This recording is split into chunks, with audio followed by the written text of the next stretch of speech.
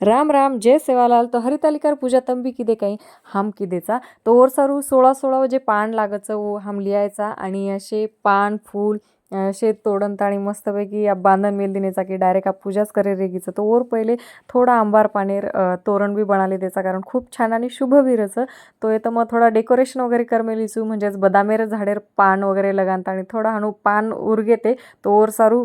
E decoration करंता आणि पान कामेवली आई आणि धोत्रार फूल वगैरेचं कारण महादेवेरे वो प्रिय फूलचं